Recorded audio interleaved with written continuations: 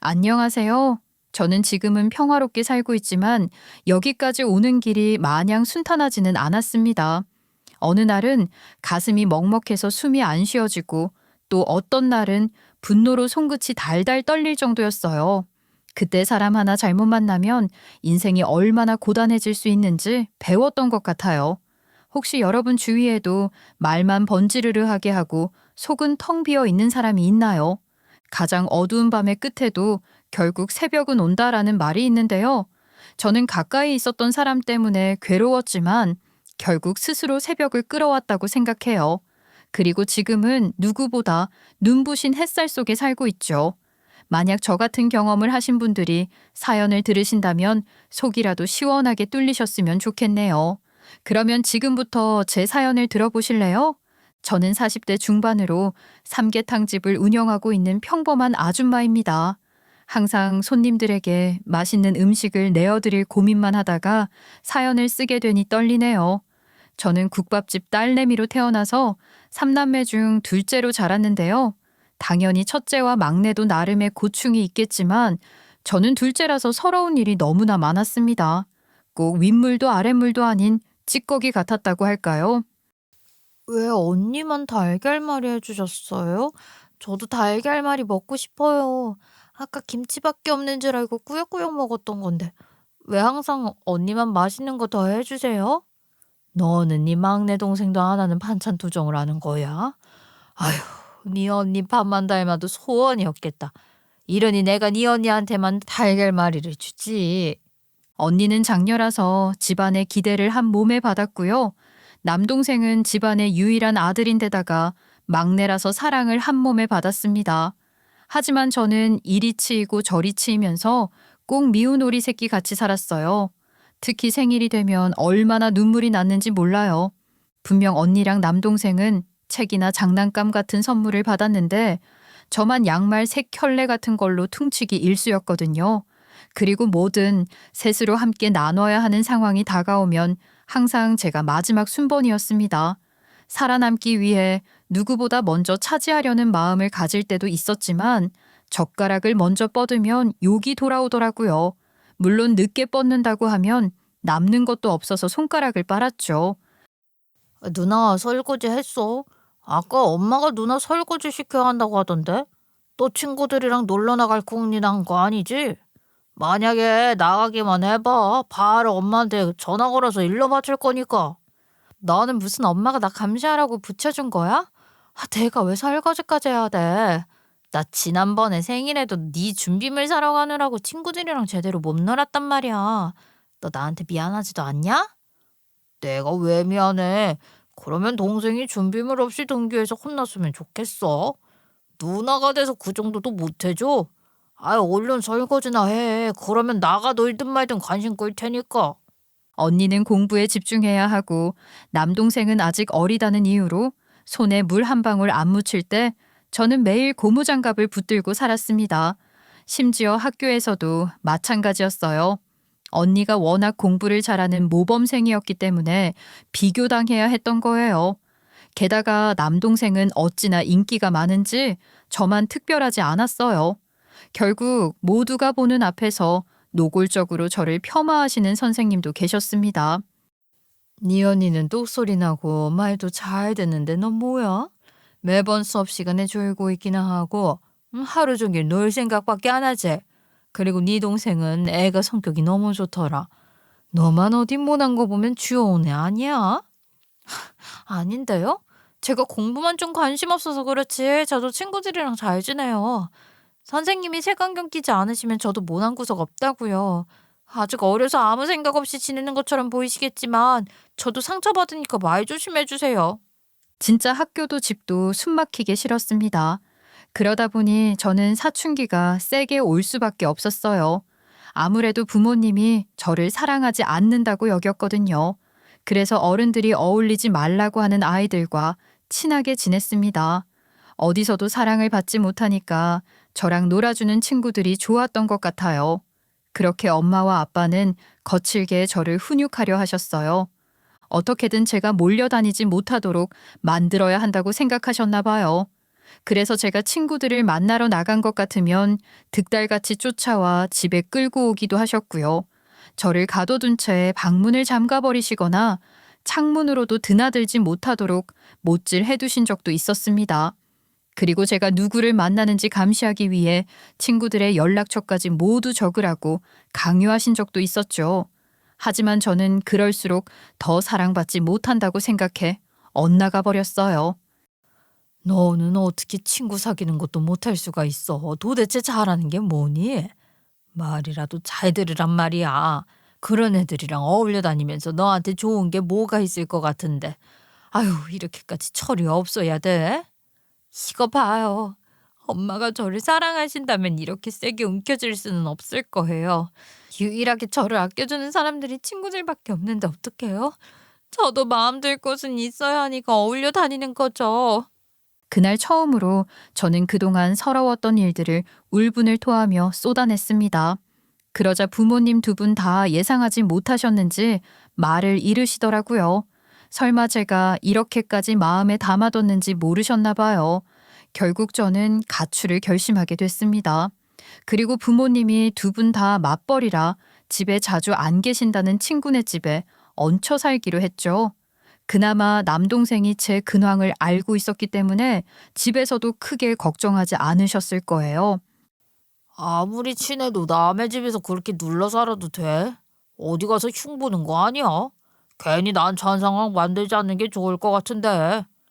친구가 먼저 같이 살자고 말해준 거야. 내가 어디서 뭘 하고 다니든 신경 꺼. 뭐 언제부터 그렇게 궁금했다고 참견이야?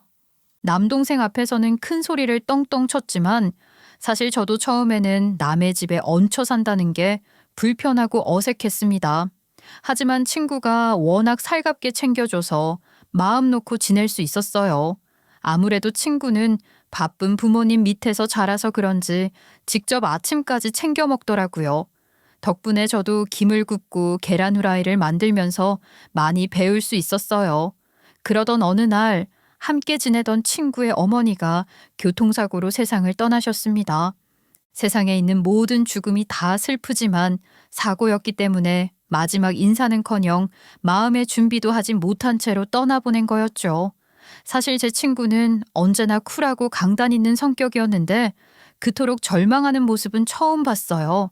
며칠 동안 밥도 제대로 못 먹고 눈만 감았다 뜨면 목소리가 들린다며 울먹이더라고요. 게다가 이불 속에 얼굴을 파묻고 우는 게 아니라 멍하니 앉아있다가 갑자기 흐느꼈습니다. 어머니가 워낙 바쁘시니까 같이 시간을 보내지 않는 게 당연하게 느껴졌거든. 그런데 너무 후회스러워. 어떻게든 짜투리 시간이라도 내서 이야기도 나누고 할 걸. 어머니가 이렇게 빨리 내 곁을 떠나실 줄 몰랐어. 진짜 너무 안쓰럽고 마음이 아파서 말도 못 붙이겠더라고요. 감히 제가 가늠할 수 없는 고통으로 힘들어하는 것 같아서 걱정스러웠습니다. 결국 친구는 아버지랑 둘이 살게 됐기 때문에 멀리 떠나기로 했어요. 아무래도 어머니와의 추억이 있는 고향을 떠나고 싶어 하는 것 같았죠. 매 순간 추억이 떠오를 때마다 마음이 아프니까요. 갑자기 나한테 이런 일이 생겨서 너가 좀 곤란하겠다. 다시 집으로 들어가도 괜찮겠어? 혹시 무슨 일 생기면 연락해. 내가 멀리 간다고 해서 너랑 인연을 끊어버리는 건 아니니까. 알겠어. 서로 안부 주고받자. 그동안 챙겨준 것만으로도 고마웠으니까 미안해하지 마. 나도 마음 고쳐먹어 봐야겠다. 그렇게 저는 집으로 돌아왔습니다. 그런데 제가 언니랑 쓰는 방의 책상이 먼지 하나 없이 깨끗한 거예요. 만약 저랑 언니랑 같이 쓰는 책상이었다면 아무 생각 없었을 겁니다. 하지만 언니는 주로 독서실 다니면서 공부했기 때문에 의아하긴 하더라고요. 엄마가 매일 네가 돌아오기 기다리면서 닦으시더라. 차마 너를 붙잡지는 못하셨지만 미안하게 생각하신 모양이야. 내 앞에서는 담담하셨지만 가끔 눈물까지 닦으시더라고. 언니의 말을 듣는데 가슴이 덜컥 내려앉는 것 같았습니다. 그렇게 저는 부모님과 적극적인 화해가 있었던 건 아니지만 다시 가족으로 돌아오기로 했어요. 아무래도 좋았던 기억이 아예 없었던 건 아니니까요. 생각을 바꿔보기로 결심한 거죠. 그리고 슬슬 성인을 앞두고 있는 만큼 제 미래를 고민했는데요. 스스로 생각해봐도 저는 공부머리가 없고 언니가 집에서 역할을 다하고 있으니 돈을 벌어야겠다는 결론이 내려졌어요. 어차피 시장 한켠에서 국밥집 하는 가정인데 저까지 대학 등록금을 기대하는 건 무리일 것 같았거든요. 그래서 저는 생선 가게에서 일하며 돈을 벌었어요. 처음엔 비린내 때문에 헛구역질도 몇 번 했지만 금세 적응되더라고요. 새벽마다 시장에 나가 얼음을 옮기고 생선을 진열하는 일을 했죠. 나름 손질도 똑부러지게 했기 때문에 가게 사장님이 어지간한 남자보다 낫다고 칭찬해 주셨습니다. 그럴 때면 고생하는 보람이 있는 것 같아서 기뻤죠. 하지만 몸이 너무 피곤해서 그만두고 싶을 때도 있었어요. 그리고 제가 번 돈이니만큼 몽땅 써버리고 싶을 때도 있었답니다. 하지만 저를 위해 쓰고 싶지 않다는 마음으로 애써 모았어요. 그리고 동생이 대학에 합격한 날 가족들을 불러 모았습니다. 이거 어마어마하게 큰 돈은 아니라서 민망하지만 내가 대학 갈 때 보태주고 싶어서 모은 거예요. 나중에 돌려달라고 안 할 거니까 그냥 가져가서 쓰면 돼요.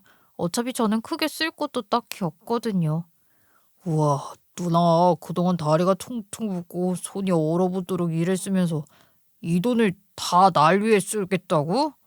고맙긴 하지만 미안해서 어떻게 받으라고. 너는 마음의 상처도 많이 받았으면서 어떻게 가족을 위해 돈을 벌 생각을 다 했어? 가슴이 사무치게 미안하구나. 네가 나보다 낫다. 우리 둘째가 언제 다 커서 어른이 됐나 몰라. 온 가족이 서로를 부둥켜 안고 눈물바다를 일었습니다. 그렇게 우리는 자연스럽게 화해를 할 수 있었어요. 그리고 저는 가족에 대한 소중함을 깨달았답니다. 그리고 시간이 흘러 결혼 정년기가 됐을 때 주변에서 소개해준다는 남자를 만나 결혼했어요. 남편은 대학을 나온 남자였는데요. 그게 가방끈 짧은 저한테는 멋있어 보이더라고요. 아무래도 저는 학창 시절에 공부에 충실했던 학생도 아니었고 대학은 시도조차 하지 않았으니까요. 그런데 결혼해서 출산까지 하고 살다 보니 남편의 단점이 발견되기 시작했습니다. 분명 연애해서 결혼한 게 아니고 중매로 만난 만큼 서로 책임감이 있어야 하잖아요. 그런데 남편은 1년을 넘기기가 무섭게 회사를 관두겠다고 하더라고요. 생각해봤는데 나는 회사 다니는 거랑 안 맞아. 이러다 스트레스 받아서 죽어버릴 것 같다고. 대신에 내가 애 육아랑 교육을 담당할게. 어릴 때부터 제대로 가르쳐야 하는 거 알지? 내가 못 이룬 의사의 꿈을 우리 딸한테 이룰 수 있도록 도와줄 거야. 뭐라고? 그걸 결혼하고 난 다음에 깨달으면 어떡해. 우리가 둘만 사는 것도 아니고 애까지 태어나서 돈 들어갈 일투성이잖아. 당신이 걱정할 수 있다는 거 충분히 이해해. 근데 일단 믿고 기다려줘. 내가 괜히 대학까지 나온 남자가 아니란 걸 증명해 볼 테니까. 남편은 제 앞에서 무슨 발표라도 하는 것처럼 큰 소리 쳤습니다. 본인만 믿고 맡겨달라며 말은 그럴싸했죠. 하지만 사실상 백수 노릇하고 싶다는 소리로 들리더라고요. 확실한 계획이 있는 것도 아니었고 말로만 주장하는 게 무책임하게 느껴졌죠. 솔직히 마음 같아서는 이대로 친정으로 돌아가 버리고 싶은 마음도 있었어요. 그런데 한편으로는 꼭 남편이 가장 노릇해야 하나 싶기도 하더군요. 당시에는 당연히 남자가 가장 노릇하는 인식이 강했지만 저는 이 세상에서 가장 강하다는 엄마라는 사람이잖아요. 한창 자라나고 있는 딸아이를 두고 섣불리 이혼을 결심하는 건 저도 무책임한 여자가 되는 것 같았습니다. 그렇게 저는 남편을 대신해 생활비를 벌기 위해 친정의 국밥집에서 근무하게 됐어요. 그래, 이왕 네가 일자리 구할 거라면 우리 도와주는 게 좋기는 하지. 우리도 믿고 맡길 수 있고 너도 더 나은 환경에서 일할 수 있는 거니까. 그래도 탱자탱자 놀면서 시간 보내지는 않을 거예요. 돈값하고 싶으니까 막 가르쳐 주세요. 그리고 어설퍼 보이면 다 가르쳐 주시고요. 아주 각오가 대단한가 본데. 오래 일하려면 지치지 않는 게 중요하니까 몸에서 힘을 좀 빼는 게 좋겠구나. 안 그래도 힘들 텐데 너 쓰러지는 거 보고 싶지는 않으니까. 이미 출산하고 나서 몸을 추스린 다음이었고 친정에서 하는 거라 편의를 기대할 수 있었습니다. 하지만 장사가 쉬울 리는 없는 법이잖아요. 하루 종일 불 앞에 서서 땀 뻘뻘 흘리며 고기 삶고 고기뼈 우려낸 육수 끓이느라 팔은 쑤시고 허리는 휘어졌어요. 특히 점심시간에는 숨 돌릴 틈도 없이 주문이 쏟아지니까 무슨 정신이었는지도 모르겠더라고요. 그렇게 브레이크 타임이 와서 문득 거울을 보면 옷은 땀과 국물로 절여져 있었어요. 그리고 손은 국물 속에서 오래 놀아가지고 주부 습진처럼 갈라지기 시작하더군요. 심지어 퇴근하고 집으로 돌아와 누우면 다리가 저릿하고 손끝이 찌릿해서 잠을 못 자기도 했습니다. 꼭 영혼이 빠져나간 것처럼 녹초가 되곤 했던 거예요. 반면에 남편은 집에 눌러붙은 게 너무 만족스러워 보였어요. 아예 안색이 달라지고 볼살도 붙었더라고요. 이토록 입꼬리가 올라가 있는 모습은 처음 볼 정도였죠. 당신 요즘 좋아 보이네. 잠도 잘 자고 있나 보지? 피부까지 남달라 보여. 어떻게 이제 좀 충분히 휴식을 가진 것 같아? 요즘처럼 살 수 있다면 100년 만년 살 수 있을 정도야. 특히 우리 딸 커가는 모습 지켜보는 재미가 쏠쏠하다고. 역시 나는 진짜 적성을 찾은 것 같아. 우리 딸도 정서적으로 안정돼 보이고. 아무래도 다시 사회로 나가서 일하겠다는 말은 절대로 나오지 않을 것 같았습니다. 그래서 저는 이왕 일을 시작한 거 단순히 아르바이트처럼 할 게 아니라 친정의 가게를 번창시키기 위해서 진지하게 임하기로 마음먹었어요. 그리고 부모님과 진지하게 의논한 끝에 시장을 벗어나 상가로 자리를 옮기기로 했죠. 나름 머리를 써서 삼계탕을 주력 메뉴로 두고 사람들의 이목을 사로잡기 위해 노력했습니다. 그런데 제가 이렇게 머리를 싸매고 있는 동안 남편은 자기 편할 대로 살더라고요. 분명 저한테는 똑부러지게 육아, 교육, 살림까지 다 해낼 것처럼 굴어놓고 한량처럼 지냈거든요. 제가 출근하기 직전까지도 계속 소파에 누워있길래 딸아이 제대로 챙기라고 지적하면 낮잠 놀이를 할 거라면서 도로 누워버렸습니다. 서로의 영역이 바뀐 만큼 남편의 결정을 존중해주고 싶었는데요. 잔머리 굴리는 게 너무 드러나니까 결국 뚜껑이 열려버리고 말더라고요. 당신 그동안 회사가 맞지 않다고 느꼈던 게 날로 먹어야 되는데 그러지 못해서 그랬던 거야? 아니 무슨 낮잠놀이 같은 걸 핑계대고 있어. 애 낮잠 자율 동안 당신은 집안일이라도 해야 할 거 아니야. 왜 같이 자고 있냐고? 제가 눈치 주고 잔소리하니까 남편은 뚱한 표정이었습니다. 하지만 제 말에 틀린 구석은 하나도 없었기 때문에 반박하지 못하고 수긍하더라고요. 그렇게 제가 한번 눈치 준 게 효과가 있었던 것 같아요. 언젠가부터 퇴근하고 돌아오면 집이 깨끗하더군요. 이렇게 잘할 수 있으면서 그동안 왜 안 했는지 의문스러울 정도였어요. 바닥은 먼지 한 톨 없이 윤이 나게 느껴졌고 소파 위에는 접힌 담요가 가지런히 올려져 있었습니다. 게다가 식탁 위에는 물자국 하나 없었고 설거지통까지 말끔하게 비워져서 마른 행주로 닦아놓은 상태더라고요. 심지어 화장실도 락스 냄새가 은은하게 나고 있었죠. 수건도 가지런히 접혀서 걸려있고 세면대에 물때 하나 없는 걸 보니 정말 신경 써서 했다는 게 느껴지더라고요. 원래 당근과 채찍은 적절하게 사용해야 의미가 있는 법이니 저는 칭찬도 아끼지 않았습니다. 당신 이렇게 잘할 수 있으면서 왜 증작 안 했어? 그러면 나한테 괜히 싫은 소리 들을 일도 없었잖아. 지난번 화낸 게 민망해질 정도로 잘했네. 이 정도면 당신은 집안일을 하는 게 맞겠다. 그치? 내가 또 할 때는 잘하는 남자란 말이야. 묵묵히 지켜만 주면 무조건 결과를 보여준다고. 앞으로도 그냥 나한테 믿고 맡겨주기만 하면 돼. 남편도 저한테 칭찬을 받으니까 기분이 좋았는지 꼬리를 살랑살랑 흔들어 댔습니다. 그러던 어느 날 제가 배달 어플 담당자랑 미팅을 마치고 평소보다 일찍 귀가하게 됐어요. 그런데 남편은 거실에 대자로 뻗어서 누워있고 시어머니가 대신 고무장갑 낀 채 설거지하고 계시더라고요. 상상도 하지 못했던 광경이라 깜짝 놀랐죠. 물론 시어머니랑 남편도 토끼 눈을 뜨고 당황스러워 하더군요. 어머님, 이가 집안일이랑 육아와 교육 다 하겠다면서 집에 붙은 거예요. 이런 식으로 도와주시면 곤란해요. 이도 본인이 직접 해야 하지 않겠어요? 아이, 그래, 그래. 네가 무슨 말 하는지 다 안다. 오늘 처음 도와준 거니까 걱정 마라. 다음부터는 절대로 이러지 않을 거니까. 시어머니는 민망해하시면서 손을 내저으셨습니다. 하지만 처음 그랬다는 변명은 원래 믿으면 안 되는 거 다들 아시죠?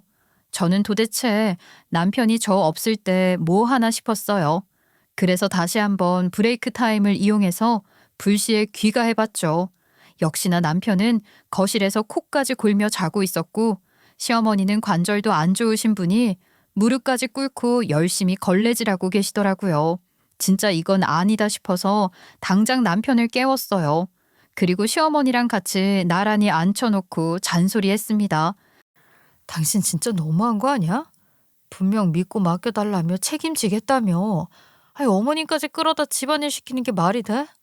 어머님, 제가 이러고 살아요. 몇 번이나 기회를 주고 있는데도 자꾸 실망을 시키네요. 어머님도 자꾸 도와주시면 안 돼요. 남편 스스로 할 수 있게 냅두셔야죠. 관절도 안 좋으시면서 계속 이러지 마세요. 저는 한숨을 푹푹 내쉬면서 푸념을 늘어놓았습니다. 하지만 시어머니랑 남편 모두 반박은커녕 깨갱하더라고요. 아무래도 시어머니는 저한테 거짓말했다는 게 들켜버렸고 남편은 큰 소리 쳐놓고 막상 놀고 먹은 거니까요. 그렇게 시간이 흘렀는데 남편이 저 대신 딸아이의 유치원 상담을 다녀왔거든요. 그런데 딸아이가 칭찬을 좀 받았나 봐요. 우리 딸 영재 검사를 좀 받아봐야 할 것 같아. 유치원 담임이 이 정도를 칭찬하는 건 남다르다는 증거야. 당장 검사 받을 수 있는 곳 없나? 바로 결과 나오는 곳이었으면 좋겠는데. 남편은 완전히 들떠서 영재 검사를 찾아봤습니다. 솔직히 저는 아직 딸아이가 어리다 보니 굳이라는 생각이 들었어요. 하지만 남편이 워낙 강하게 밀어붙여서 응하게 됐죠. 그런데 진짜 영재라는 결과가 나왔습니다. 심지어 딸아이 나이 또래에서 상위 몇 %에 속한다고 하더라고요. 그러자 남편과 시어머니는 완전히 기세등등해지기 시작했어요. 야, 이게 다 내가 교육을 잘 시켰기 때문에 나온 결과야. 우리 딸 잠재력이 벌써 발휘되고 있는 거라고. 전부 내 큰 그림이었어. 만약 당신이 그냥 집안일하고 육아했으면 절대로 이런 결과 나오지 않았을걸? 남편은 턱까지 치켜세우고 저를 어떻게든 찍어 누르려는 것 같았습니다. 하지만 저는 굴하지 않는 여자였지요. 그게 뭔 소리야. 당신이 뭐 얼마나 대단한 교육을 해줬는데. 아이, 우리 애가 그냥 똑똑하게 태어난 거지. 당신이 교육은 무슨 책 읽어주는 것도 귀찮다면서 유튜브나 보여줬잖아. 제 말이 끝나자 남편은 입을 꾹 다물고 눈을 피했습니다. 뻔뻔하게 자랑할 때는 언제고 반박도 못하더라고요. 시간이 흘러 우리 딸아이는 초등학교에 입학할 정도의 나이가 됐어요. 제 눈에는 아직도 아기인데 자기 몸보다 더 큰 책가방을 메고 있는 걸 보니 가슴이 뭉클하더라고요. 그동안 저는 삼계탕집이 대박 나줘서 정신없으면서도 행복한 나날을 보냈답니다. 점심시간이 되기 한참 전부터 줄 서 있는 손님들로 근처 골목이 꽉 막힐 정도였어요. 게다가 주차장 자리가 부족해서 인근 가게와 협약을 맺고 별도 공간까지 마련했죠. 굳이 요청하지 않았음에도 블로그에 우리 가게 후기가 수십 개씩 올라오는 것을 볼 때면 꿈꾸는 것 같았습니다. 그러다 보니 매출은 치솟다 못해 거의 날아오르는 수준이었어요. 언제나 단체 예약 문의가 끊이지 않았고 한 번 다녀가신 분들은 꼭 지인을 데리고 재방문하셨죠. 덕분에 5층짜리 건물도 샀으니 제가 얼마나 성공했는지 짐작하실 수 있을 겁니다. 야, 우리 와이프 진짜 존경스럽다. 내가 인생에서 가장 잘한 선택은 당신이랑 결혼한 거야. 처음부터 장사하려는 의지가 있었던 것도 아니고 어쩌다가 시작한 거였는데 이런 성과를 낼 줄 누가 알았겠어? 특히 남편이 어마어마하게 기뻐했습니다. 저를 무슨 사모님으로 모셔줄 것처럼 굴더라고요. 한 번은 제가 퇴근하자마자 코스로 모시겠다면서 어깨를 마사지 해줬어요. 그리고 하루 종일 바깥일 하느라 고생했다며 종아리까지 풀어주더군요. 그러면서도 입은 해벌쭉하게 찢어져서 제대로 집중하지도 못하고 어수선하게 난리도 아니었습니다. 제 입장에서는 황당하기도 하고 웃기기도 했어요. 그런데 남편은 벌써 시어머니한테도 자랑을 해놨나 봐요. 갑자기 저한테 전화 와서 거들먹거리더라고요. 아유, 내 며느리 잘 풀렸다고 하니까 기분이 좋기는 하더라. 그런데 너 말이야. 우리 아들이 집안에 신경 쓰지 않아도 될 만큼 노력해줘서 네가 바깥 일에 충실할 수 있었던 거 알지? 이거 다 우리 아들 덕분이라는 거 잊으면 안 된다. 진심으로 축하해 주시는 것도 아니고 뜬금없이 남편 덕이라고 주장하니 제가 얼마나 황당했겠어요. 그런데 여기서 끝이 아니었습니다. 갑자기 남편까지 무슨 헛바람이 든 건지 교육 관련된 사업을 하겠다면서 들쑤시는 거예요. 그렇다고 뭐 대단한 계획을 가지고 있는 것도 아니었고요. 심지어 시어머니까지 쌍으로 저를 설득하려고 했습니다. 이제는 내 차례야. 당신이 성공하는 거 보니까 나도 할 수 있을 것 같아. 당신이 건물 명의만 바꿔주면 그걸로 담보 잡아서 내가 큰 그림 그려볼게. 우리 딸 영자라고 나온 것만 봐도 내가 능력 있다는 건 충분히 알 수 있잖아. 그래, 우리 아들이 이대로 집에만 있기는 아깝지. 공익을 위해서도 교육 사업을 펼치는 게 좋겠어. 이거 잘 되면 너랑 사동땡 모두 뜨거운 불 앞에서 일할 필요 없어지는 거잖니. 예, 투자한다고 생각해라. 말만 번지르르 하면 제가 금방 넘어갈 줄 알았나 본데요. 저도 그동안 장사하면서 별별 일을 다 겪었다 이겁니다. 절대로 호락호락하게 넘어가 줄 생각 없었고요. 당연히 씨알도 안 먹히는 소리라고 생각했습니다. 게다가 남편이 무책임하게 회사 그만뒀던 걸 이미 봤는데 큰 돈을 쥐어주면서 사업하게 만들고 싶지 않았어요. 하지만 제가 몇 번 거절했음에도 계속 앵갱거리더라고요.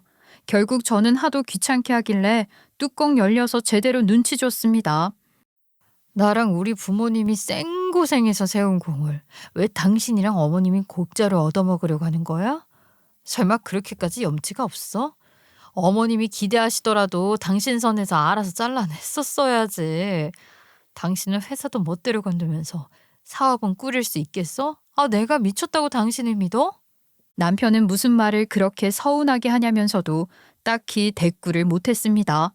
본인도 반박할 수 없으니 기세가 꺾이는 것 같더라고요. 물론 시어머니도 마찬가지였죠. 그러던 어느 날 딸아이의 친구 엄마에게 갑작스러운 연락을 받게 됐어요. 우리 딸아이가 집에 들어가지도 않고 혼자 놀이터를 서성이고 있다고 하더라고요. 순간적으로 머릿속이 하얘지는 걸 느꼈죠. 아무리 우리 딸아이가 영재라는 소리를 듣고 의젓하다고 해도 어리잖아요. 저는 가게를 부모님에게 맡겨두고 급히 딸아이를 찾으러 갔습니다. 다행히 제가 도착했을 때 우리 딸아이는 별일 없었어요. 딸, 왜 집에 안 들어가고 놀이터에서 이러고 있었어? 무슨 약속이라도 있었던 거야? 엄마 너 무슨 일 있는 줄 알고 깜짝 놀랐어. 아빠가 2시간만 도서관에 가 있으라고 했어요. 그런데 도서관까지 걸어가기 너무 귀찮아서 놀이터에서 기다린 거예요. 그래도 이제는 2시간 지나서 집에 가도 될 것 같아요. 딸아이 앞에서는 침착하려고 노력했지만 저는 화가 많이 났습니다. 아직 초등학교 1학년인데 우리 가게에 데려다 주는 것도 아니고 갑자기 혼자 놔두는 게 말이 되나요?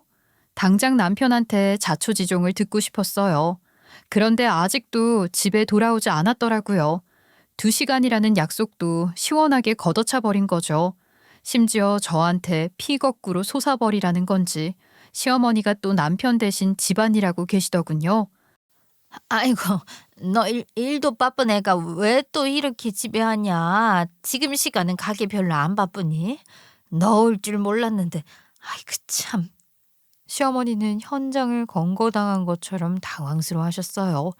그래서 저는 부글부글 끓는 심정으로 직접 남편에게 전화를 걸었죠. 당신 진짜 미친 거 아니야? 애 혼자 놔두고 지금 어디서 뭘 하고 있는데 집에 안 들어와. 그리고 집안일까지 어머님에게 맡겨놨더라? 당신이 먼저 하겠다고 했으면 충실해야 할 거 아니냐고. 저는 분노에 휩싸여서 울분을 토해냈어요. 하지만 남편의 대답을 들을 수는 없었어요. 왜냐면 남편도 아니고 시어머니가 눈돌아서 제 휴대폰을 빼앗아 끊어버렸거든요. 그리고 개거품을 물어가며 폭주를 하더라고요. 너 요즘 돈 좀 번다고 갑질하는 거야? 건물 하나 사니까 뭐 왕이라도 된 거 같으냐? 그럴 거면 건물 명의 바꿔주고 이제부터 네가 애 키우고 살림까지 해라. 집안일부터 육아가 뭐 장난인 줄 알아? 그렇게 쉬워 보이냐고? 얼마나 힘든 건지 제대로 알기나 해. 우리 아들한테 고마운 줄 알아야 한다고. 시어머니는 마치 이날만 기다려온 것처럼 고함을 질렀어요. 하지만 저도 이대로 가만히 있어줄 사람은 아니었죠. 살림은 어머님이 다 하고 계시고 육아랑 교육은 우리 딸이 의젓해서 가능했던 건데 그 인간이 도대체 뭘 했어요? 유튜브 틀어준 걸로 제가 고마워해야 하나요? 고작 그거 하면서 생색내는 거를 보고 기뻐할 마누라가 어디 있는데요? 시어머니는 역정만 이어갈 뿐 제 말에는 제대로 대답하지 못하셨습니다. 솔직히 비웃음을 참기 어렵더라고요. 그래서 저는 더 이상 참지 않기로 결심했어요. 집안일이랑 육아만 해도 보통 바쁜 일이 아니었을 텐데 다른 일까지 벌인 그이가 참 존경스러운 것 같아요. 그죠? 뭐 제대로 알고 계신지는 모르겠지만 어머님이 직접 칭찬이라도 해주세요. 어머님의 대단한 교육을 받고 자랐을 테니까요. 시어머니는 제가 무슨 말을 하고 있는 건지 못 알아들으신 것 같았습니다. 그저 본인이 하고 싶은 말만 내지르더니 가버리셨거든요. 무슨 말을 그렇게 어렵게 하는 거야? 우리 아들이 얼마나 고생했는지 알면 잘하기나 해라. 제대로 고맙다는 마음을 전하란 말이야. 괜히 말로만 하지 말고 성의 있게. 시어머니가 눈앞에서 사라지고 나서 저는 이혼 전문 변호사 상담을 예약했어요. 역시 전문가의 조언을 구하니 뭐가 다르긴 하더라고요. 그렇게 저는 본격적으로 계획을 세우기로 했지요. 그런데 제가 계획을 세우는 사이에도 시어머니는 참 끈질긴 분이셨어요. 너 언제쯤 명의 넘길 거야? 우리 아들이랑 나랑 목 빠지게 기다리고 있다. 어차피 너는 장사 이상으로 손댈 생각 없잖아. 그냥 두고 있기에는 아까우니까 우리 아들한테 주는 게 현명한 결정이야. 어차피 이혼을 염두에 두고 있던 시점이라 저는 대충 넘겼는데요. 시어머니가 남편에게 긍정적인 상황이라고 말씀을 하셨나 봐요. 역시 이러니 저러니 해도 나한테는 와이프밖에 없어. 당신한테 진짜 고맙게 생각해. 그동안 집안일이랑 육아가 고생스럽기는 했지만 이렇게 5층짜리 건물로 돌아올 줄은 차마 몰랐어. 남편이 뒷목을 긁적이면서 쑥스러워하는데 얼마나 가증스러워 보였는지 몰라요. 그리고 저는 이혼 전문 변호사와의 계획이 어느 정도 뚜렷해지고 나서 남편을 데리고 시댁으로 향했습니다. 물론 우리 딸아이는 친정에 맡기고 온 거였죠. 그런데 남편과 시어머니는 제가 시댁까지 찾아와서 중요한 말을 할 것처럼 구니까 당연히 결전의 날이라도 왔다는 듯이 기대하더군요. 하지만 저는 그 잡것들의 뜻대로 해줄 생각은 없었어요. 아예 이혼 전문 변호사도 시댁으로 부른 상태였거든요. 이 와중에도 두 잡것들은 분위기 파악 못하고 김칫국을 거하게 마시더라고요. 당신 그동안 본격적으로 준비를 해두고 있었던 거구나. 야, 아예 변호사까지 불러서 명의 변경하는 거야. 미리미리 말해주지 그랬어. 나 좀 긴장되고 떨리는데. 그러게 며느리 얘가 도대체 언제쯤 명의를 바꿔주려나 애 같았는데 아이고 다 생각이 있었구나. 큰 결정해준 거 다 안다. 너무너무 고맙다. 두 잡것들의 뺨이 발그레해지는 모습을 보고 있자니 속이 역겨웠어요. 그래서 저는 지체하지 않고 이혼을 선언했습니다. 이분은 이혼 전문 변호사님이야. 나는 명의 변경 같은 걸 하려고 이 자리를 마련한 게 아니라고. 이미 이혼하겠다는 결심을 굳혔고 당신이 바람 폈으니까 유책 배우자도 당신이야. 명의 탐낼 생각하지 말고 위자료 준비할 생각이나 해. 제 말이 끝나자마자 두 잡것들의 표정은 상반되게 나뉘었습니다. 시어머니는 무슨 소리냐는 듯이 어리둥절했고 남편은 경악하면서 어쩔 줄 모르더라고요. 그때 딸아이 두고 집 비웠던 게 걸렸는데 제가 가만히 넘어갈 줄 알았나 보죠. 알고 보니 남편이 그동안 뭔 짓을 해왔는지 상상이 되시나요? 이놈이 다른 여자도 아니고 우리 딸아이가 다니던 유치원 교사랑 바람이 났더라고요. 삼계탕집이 하도 바쁘니까 제가 시간 내기 어려울 거라고 생각했는지 노골적으로 제 차 타고 다니면서 상간녀랑 놀고 먹었던 겁니다. 얼마나 방심하고 살았으면 블랙박스에 흔적을 지우지도 않았더라고요. 우리 와이프가 5층짜리 건물 샀어. 지금 그거 내 명의로 옮겨주려고 하거든. 그것만 잘 이뤄지면 너는 유치원 그만둬도 돼. 우리 새 받아 먹으면서 여행 다니고 편안하게 살자. 어차피 나는 사랑 없이 결혼했던 거라서 나중에 갈라서는 것도 싫을 거야. 저는 좋아요. 얼른 명의 변경부터 이혼까지 빨리빨리 진행됐으면 좋겠네요. 같이 하고 싶은 게 너무 많은데 매번 숨어서 만나야 하는 게 힘들어요. 진정한 사랑은 저 맞죠? 괜히 나중에 말 바꾸실 거 아니죠? 아, 당연하지. 나는 단 한 번도 와이프 사랑한 적 없어. 그냥 책임감이랑 의리로 사는 거지. 이제는 나도 행복해지고 싶다고. 그러니까 조금만 더 기다려줘. 이렇게 증거까지 확실하게 갖춰진 상황이라 남편은 꼼짝없이 위자료를 준비해야 했습니다. 도저히 타협할 수 없었거든요. 그런데 제 뒤통수 칠 생각하고 있었을 때는 언제고 약한 소리 하며 호소를 하더라고요. 내가 오랫동안 집에만 있었는데 어떻게 위자료를 준비해? 아, 제발 한 번만 용서해줘. 어? 아, 이대로 쫓겨날 수는 없단 말이야. 그냥 잠깐 실수했던 거라고 생각하면 안 되겠어? 우리 우리 가족끼리 행복하게 살아왔잖아. 솔직히 남편이 뭐가 어떻다고 하든 제 알 바 아니었습니다. 그런데 시어머니가 남편 붙들고 귓속말로 뭐라뭐라 쏙닥거리더니 갑자기 태도가 돌변하더라고요. 알았어. 당신이랑 이혼 받아들일게. 마음은 너무 아프지만 당신 결정이 그렇다는데 내가 막을 수 있겠어? 그냥 받아들일 수밖에 없지. 무슨 꿍꿍이인지 몰라도 저는 이미 이혼 전문 변호사랑 상담을 마친 다음이었기 때문에 맞서 싸울 준비가 돼 있었습니다. 그렇게 저는 원하는 대로 전 남편과 헤어질 수 있었는데요. 전 남편은 양육권도 본인이 가져갈 거라면서 난리쳤어요. 그동안 본인이 딸아이를 혼자 돌봤고 영재된 것도 그 덕분이라는 거였죠. 하지만 딸아이가 강경하게 거부하는 태도를 보였어요. 어차피 남편은 딸아이와 같이 있어봤자 휴대폰만 보고 있다는 이유였습니다. 그리고 이 과정에서 웃긴 사실도 드러났어요. 전에 전 시어머니가 전 남편한테 뭐라고 속삭여서 이혼을 받아들인 거라고 했잖아요. 그게 요즘 법원 경향이 가사노동과 육아도 경제활동 못지않은 기여로 인정된다는 분위기라 그랬나 봐요. 두 잡것들은 5층짜리 건물을 재산 분할 통해서 받을 수 있을 거라고 믿은 거죠. 그런데 웃긴 게 저는 애초에 제 명의로 샀다고 한 적 없었습니다. 그냥 우리 가게가 확장 이전하면서 아예 그 건물을 사기로 했다고만 말했죠. 삼계탕 집조차 아직 제대로 물려받지 않았는데 냉큼 5층짜리 건물만 제 명의로 했을 리 없잖아요. 친정 가족들끼리 의논한 끝에 친정 아빠 명의로 했단 말이에요. 그 당시에도 전 남편이 허황된 꿈을 기대하고 있을까봐 분명히 말해줬는데 지 생각만 빠져 제 말에는 귀 기울이지도 않은 것 같았어요. 이 사실이 모두 밝혀지고 나니까 두 잡것들은 발작하면서 억울해했습니다. 그럼 우리 아들은 위자료만 내고 쫓겨나야 한다는 거야? 이걸 억울해서 어쩐다니. 배 아파서 미치겠네. 아니 이거 완전 사기 아니야? 우리는 당연히 니네 명의인 줄 알았단 말이야. 아휴, 제발 누가 좀 해결 좀 해줘요. 두 잡것들은 바닥을 치고 고함을 쳤지만 아무 소용 없었습니다.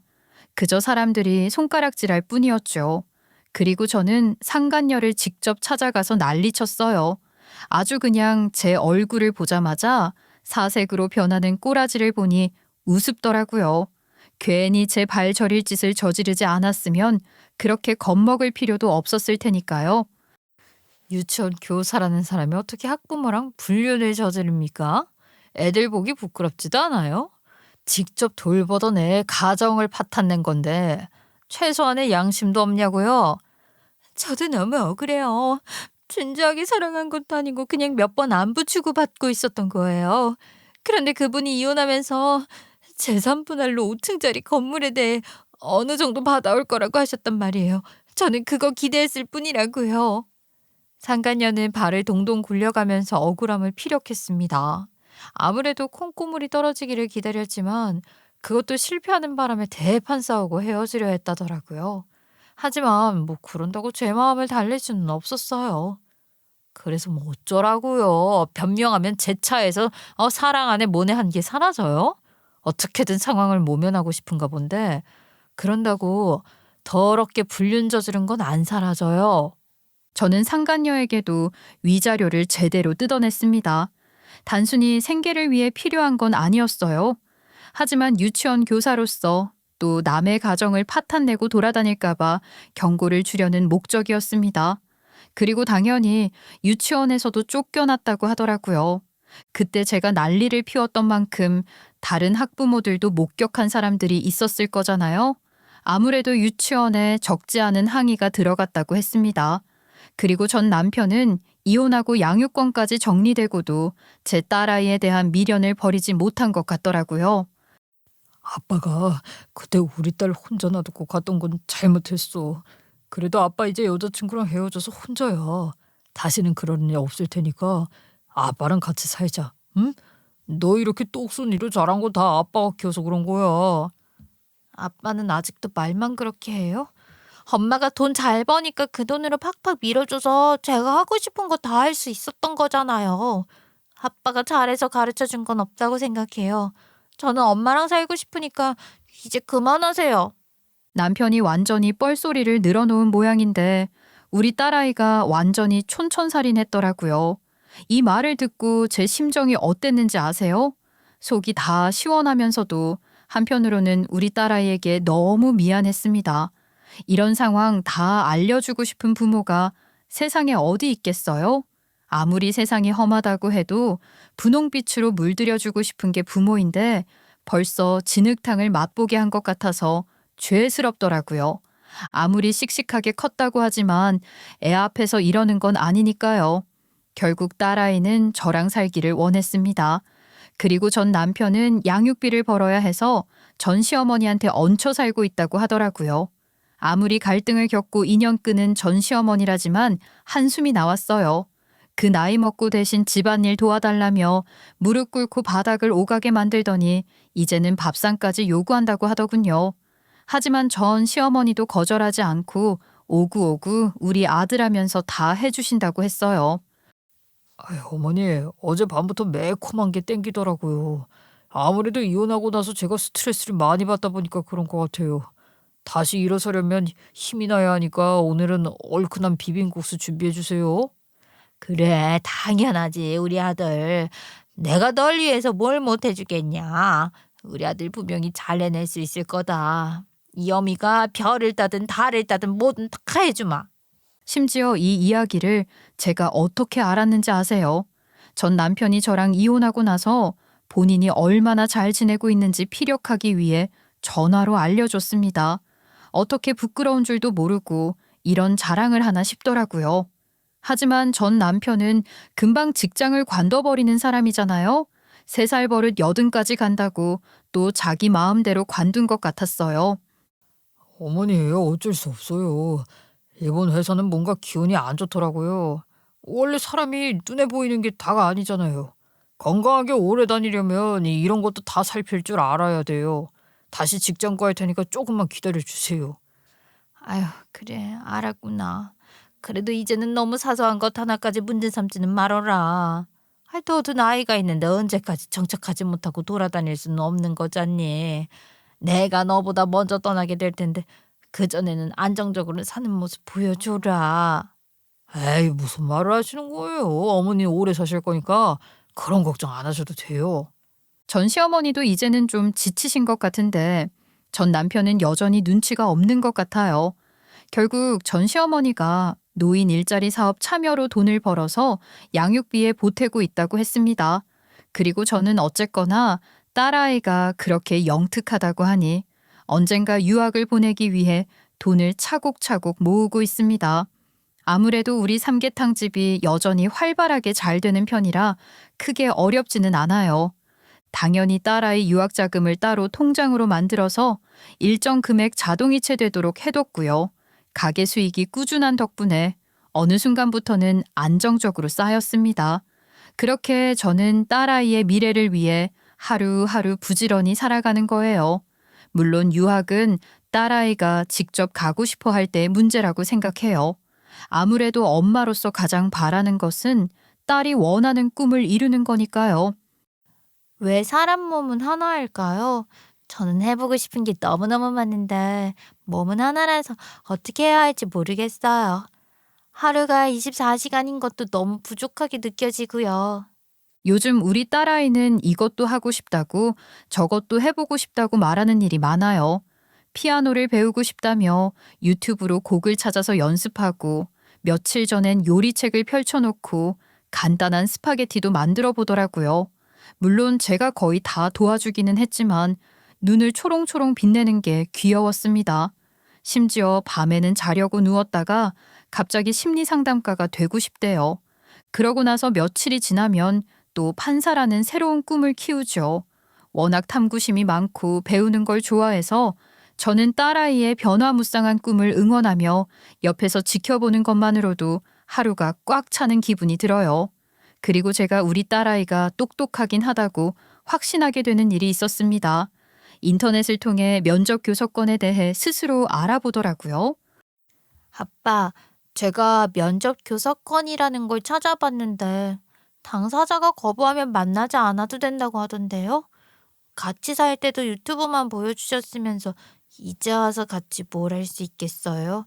오히려 어색하니까 괜히 애쓰지 마세요. 딸아이는 직접 알아본 내용을 바탕으로 전 남편에게 한 방 날렸습니다. 아예 짧은 만남조차 거부해버린 거죠. 전 남편은 딸아이의 똑부러지는 말을 듣고 반박하지 못했어요. 본인 덕분에 영재 만들었다며 떵떵거리더니 막상 딸아이의 거절을 들으니까 충격받은 느낌이었죠. 저는 언젠가 삼계탕집을 물려받게 되겠지만 당분간 애엄마로서의 시간도 충분히 보내고 싶다는 마음이 큽니다. 그래서 친정 부모님과 의논을 통해 일하는 시간을 조율할 거예요. 요즘 딸아이가 하고 싶은 것도 많고 꿈꾸는 것도 많은 모습을 지켜보며 곁에 있어주고 싶다는 생각이 강하게 들었거든요. 물론 친정 부모님도 제 의사를 흔쾌히 동의해 주셨기 때문에 순조롭게 이루어질 것 같아요. 인생이라는 건 드라마에도 나오지 않을 법한 별별 상황을 모두 겪게 만들지만 한편으로는 그 덕분에 단단해지는 경험을 선사하기도 해요. 우리 딸아이도 성장하면서 이런저런 일들을 겪게 될 걸 생각하면 벌써 마음이 아프네요. 하지만 제가 이겨낸 것처럼 딸아이도 무사히 일어날 거라고 믿습니다. 그러니 여러분도 혹시 넘어져 계시다면 그대로 좌절하지 마시고 일어나세요. 결국 인생의 주인공은 여러분이니까요. 지금까지 들어주셔서 감사드려요.